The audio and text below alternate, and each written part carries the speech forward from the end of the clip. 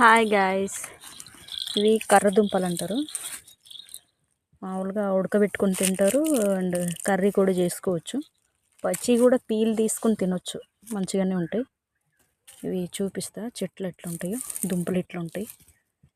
కొన్ని ఎలకల ప్రభావం వల్ల దుంపలు సరిగ్గా లేవు, పెద్దగా ఉన్నాయి కదా దుంపలు.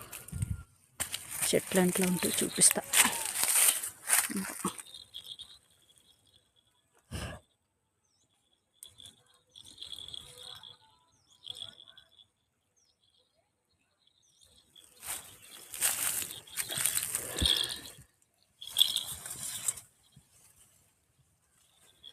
Please subscribe.